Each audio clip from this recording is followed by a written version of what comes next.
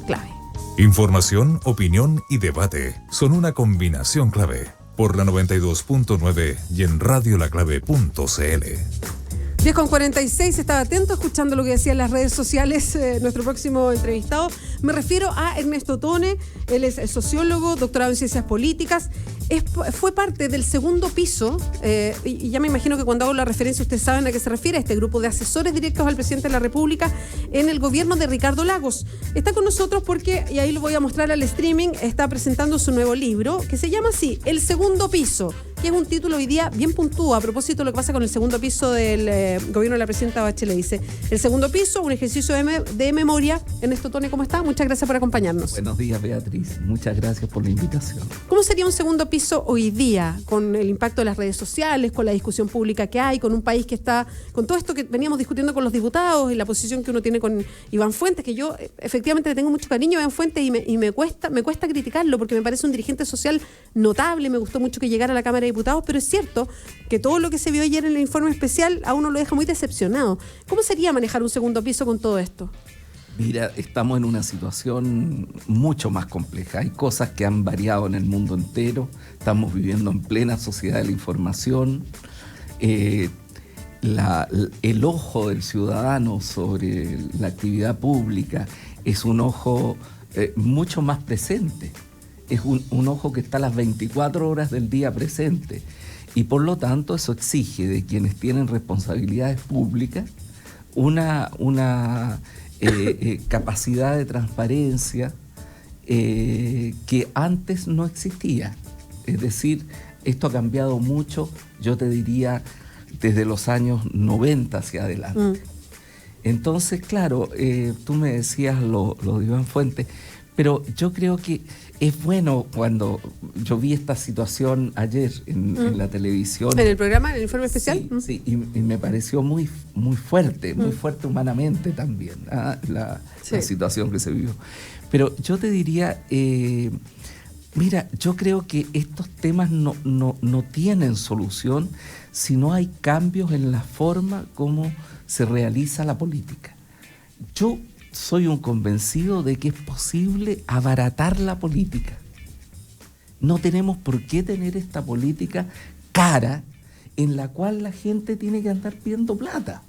530 millones gastó, por ejemplo, Manuel José Osandón en su campaña a senador por la zona oriente. No puede ser, no puede ser. Entonces aquí venimos de un primer periodo del 90 hacia adelante en el cual era la ley de la selva.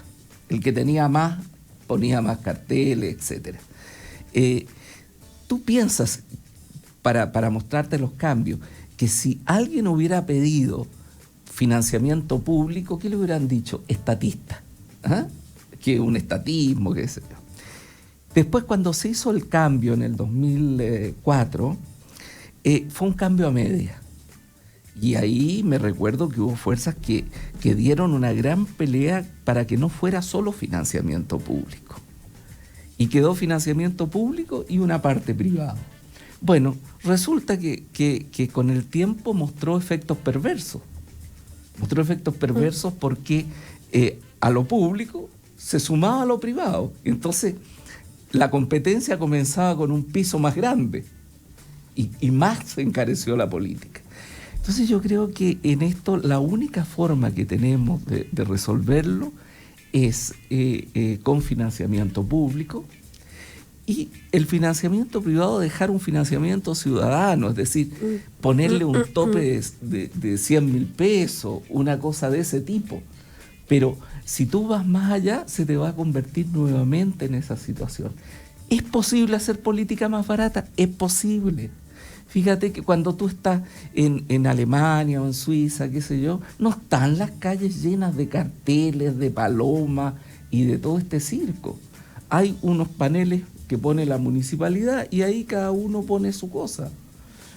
Es perfectamente posible y yo creo que en Chile hay una dilapidación y se generan estas situaciones donde cae gente buena también.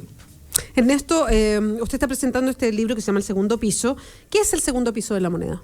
Mira, el segundo piso, cuando nosotros llegamos, la novedad fue, por eso se creó toda esta leyenda, el segundo piso, fue porque Lago tenía dos aspectos. Uno era el aspecto de el primer presidente socialista que llegaba a dirigir la Concertación. Y tenía que como cambiar una historia muy trágica que viene de Balmaceda a Allende, cuando un presidente progresista está en la moneda, que las cosas terminan mal. Entonces era necesario tener por decirlo así, una conducción muy fuerte. Y un presidente que es un presidente que muy dado a las ideas, a pimponear ideas, etcétera, necesitaba un grupo a su alrededor. Ahora, las características de este grupo era que no éramos políticos profesionales. O sea, cada uno trabajaba en su actividad. ¿Y por qué se opta por, que es interesante como lo plantean, no éramos políticos profesionales, sino que efectivamente eran profesionales que, o sea, la política está en todo, en todas las discusiones, ¿no? ¿Por qué preferir esos asesores que no vinieran directamente de alguna dirigencia de partido político, exparlamentario, en fin? Nosotros habíamos tenido toda una experiencia política desde muy joven. Sí, claro. No es que no supiéramos, no es que no conociéramos la calle, ¿ah? Pero habíamos tomado en alguna altura de nuestra vida la decisión de ser profesionales que se ganaban la vida yo en CEPAL, otros en otras partes, otros en la academia, qué sé yo. Pero, ¿cuál es la importancia que tiene? Que éramos muy libres, Beatriz, porque no teníamos partidos, ni teníamos aspiraciones. ¿Y eso le gustaba al presidente Lagos? Eso le daba a él una libertad para trabajar muy fuerte, porque sabía que el único cliente, por decirlo así, nuestro era él. Perfecto. Nosotros no queríamos de ahí construir una diputación, una senatoría, un ministerio, nada que se... Ernesto, ¿y hay que tener el carácter fuerte para debatir con Lagos? Hay que tener idea, primero. Hay que tener idea. Él no quiere yes man, no quería gente que le dijera todo lo que él decía. Le gustaba discutir, y discutir a veces duro. Hay que tener carácter, sí, pero no es una situación desagradable.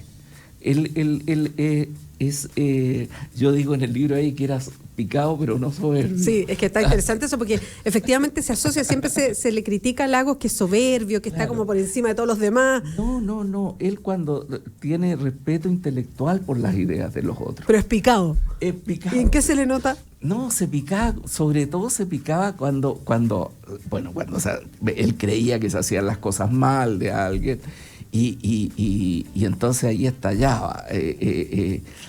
Pero cuando veía un ataque por la prensa que no era un ataque que él consideraba justo, y tenía la fijación del mercurio, además. Entonces, yo lo que le decía... ¿Cómo la fijación de lo que salía en el mercurio? El mercurio, claro, que lo atacaba. Entonces yo le decía, pero, presidente, le decía, si el mercurio fuera tan importante, usted no habría sido elegido presidente. O sea, es una opinión más, pero no le demos más importancia de la que tiene. Entonces, tenía esa característica, pero a la vez no tenía rencores, lo que es una virtud humana, pero un defecto político. Porque ¿usted cree que era mejor que guardar algún tipo de rencor, o no? Claro, por lo menos a la gente que le hacía agravio. Porque después no se acordaba. Sí, yo cuento en el libro que una vez se le acercaba un diputado de estos un poco psicópatas, que te pueden insultar y al otro día van y te sonríen. Entonces venía un diputado avanzando que había dicho barbaridades. ¿Quién? ¿Qué diputado? Un diputado... ya ni me acuerdo el nombre, un diputado del sur, pero que era de la Concertación. Y entonces, y él se me acerca y me dice, yo creo que a este tipo yo no lo debería saludar. Me dice, pero no me acuerdo por qué. Entonces le dije, yo me acuerdo, así. Y me puse así que no lo salude. Porque habría tenido que llamarle la atención, porque había sido muy grosero. Pero él no tiene rencor, es una persona bien especial en ese sentido. El expresidente de Lagos hizo declaraciones en la radio Pudahuel terminando la semana pasada diciendo como dando un poquito más de, yo digo así, como que va avanzando poquito a poquito en la idea de una posible candidatura presidencial. Usted que trabajó directamente con Lagos como presidente, ¿lo ve de nuevo como presidente? Mira, yo lo veo... Perdón, Ernesto, en este contexto. En este contexto. Es un contexto muy duro. Entonces, yo veo que él está con las ideas, tiene propuestas súper interesantes para Chile. ¿Ah? Tiene conducción. La gente yo creo que apreciaría un tipo de conducción. ¿Como más firme, más... Como yo te diría... ¿Más dura?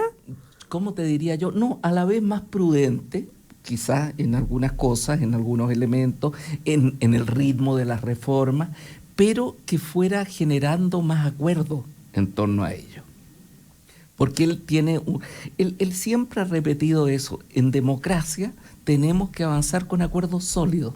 ¿Y hoy día no pasa eso, Ernesto? O sea, cuando tú ves que hay poco apoyo, a las reformas, yo me preocupo, porque digo, no, en democracia no hay reformas que no sean reversibles.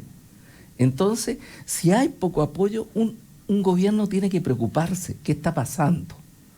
¿Qué está pasando? Ahora, es evidente que no le puede dar el gusto a todo el mundo, pero tiene que generar una mayoría sólida de apoyo. Ernesto, usted que participó tan directamente del gobierno de Ricardo Lagos, en el sentido que llevaban el monitoreo encima y la propuesta de ideas y todo lo que significa este segundo piso, ¿cómo reacciona a las críticas tan fuertes que hay al gobierno de Lagos hoy día? Que vienen de parlamentarios, que vienen de una cierta, en las mismas redes sociales, por varias cosas que quedaron, independiente que Lagos terminó con una adhesión muy alta cuando se fue. Pero hoy día, varias cosas. El tipo de conducción tan como duro, tan así fuerte, y que hoy día, no sé, uno busca más participación o la ciudadanía quiere participar de una manera, eso. Lo otro, la famosa frase esta de que los empresarios aman a Lagos. Todas las críticas que hay al CAE, al sistema de concesiones, en fin. ¿Cómo califica, cómo le llegan a ustedes esas críticas tan fuertes? A mí me llegan sobre todo en la falta de contexto histórico en que se plantean. Porque cuando tú me dices el CAE o cosas de ese tipo... Que es el crédito con aval del Estado, por si acaso. Yo te recuerdo que el presupuesto que teníamos nosotros en el año 2000 era un presupuesto mucho más pequeño que el presupuesto del Estado hoy. Entonces, incluso si temas como la gratuidad nosotros nos las hubiéramos planteado, era imposible en ese momento. Había que buscar otras soluciones. El cobre estaba a 0,70 la libra. Es decir, vivimos con muchas restricciones, por lo menos los 4 primeros años del gobierno. Y segundo, era otro Chile. Era una economía más pequeña y yo creo que el gobierno de Lagos hizo mucho en este sentido, mucho para cambiar esa situación y lo logró en buena parte, pero hoy día naturalmente se tiende a extrapolar lo que existe hoy día con las condiciones que habían en ese momento. Si nosotros teníamos que construir todavía la democracia, una parte de la democracia. Fíjate, yo te señalaba en otra ocasión el tema de la censura de prensa, la censura cinematográfica, la no existencia de la ley de divorcio, la pena de muerte, la ley de filiación, que fue la ley de filiación muy revolucionaria. Entonces, todo este tipo de cosas que hoy día nos parecen que uno las respira como respira el aire, es decir, están. No, esas cosas se tuvieron que crear y en ese momento fue una lucha muy difícil, porque Chile era distinto. Entonces yo lo que veo particularmente en las generaciones jóvenes es una especie de decir, bueno, pero eso que se logró, y la vida es así. O sea, una vez que tú lograste, nadie te va a dar las gracias, sino que veamos qué es lo que requiero ahora. Eso es así desde la Revolución Francesa hacia adelante. Y no había un agote, sobre todo en las personas como usted, que llevaba de alguna manera como el ritmo de lo que iba pasando, con la negociación permanente, con esta negociación que dejaba todo un poquito equilibrado. Por ejemplo, después del caso Mobgate, que alguna vez conversamos también respecto a cuán fuerte se vivió adentro, vino todo este acuerdo para el financiamiento de las campañas políticas, en fin. Y todo se lograba, voy a ocupar esta frase que yo creo que como que marcó la Concertación, en la medida de lo posible. Entonces, con la oposición se iba avanzando. Queremos A, y se terminaba transando en D más o menos. ¿Por qué? Porque la oposición se oponía a un montón de cosas, y así con todo, regulación universitaria, y suma y sigue, digamos. ¿No había un agote con este equilibrio permanente? Sí, había un agote, pero era lo que tú tenías. Por eso que es importante que se haya cambiado el sistema electoral. Y nosotros nunca tuvimos mayoría, ni en la Cámara, ni en el Senado. Entonces... yo esta frase que ahora parece una frase muy criticada, pero en la medida de la posible es la esencia de la democracia. Cuando tú dices vamos a hacer las cosas en la medida de la posible, es la esencia de la democracia. Cuando tú dices voy a hacer las cosas pese a quien le pese, tú ya no estás en la democracia, porque tú tienes que respetar las mayorías, hay un juego democrático. Entonces, estoy de acuerdo, pero hay otras maneras también, como decir voy a poner todo mi capital político para esto, que es más fuerte que... Claro, pero cuando tú dices todo mi capital político, tampoco es un tema que Lagos no haya puesto su capital político, pero si tú no tienes mayoría en las cámaras, no tienes mayoría en las cámaras. Entonces, mira, te voy a poner un ejemplo. Cuando se discutían estos autoritarios que se llamaban en la Constitución 80, teníamos que sacar esos votos. Habían los votos de Renovación Nacional, no habían los votos de la UDI. La UDI se oponía completamente a eso. Y Renovación Nacional estaba de acuerdo con algunos elementos y con otros no. Entonces, en un momento determinado, Renovación Nacional planteó con mucha fuerza que el periodo presidencial durara 4 años. A nosotros no nos gustaba, y a Lagos menos. ¿Ah? No le gustaba para nada un periodo de 4 años. Lo encontraba que era un periodo muy corto, que era un periodo... Y lo estamos sufriendo hoy día. Y lo estamos sufriendo, y yo creo que eso va a tener que cambiar. Entonces, pero ahí hubo que tomar... Esas son las decisiones, Beatriz, que de pronto hay que tomar cuando tú estás ahí. Este era un sine qua non.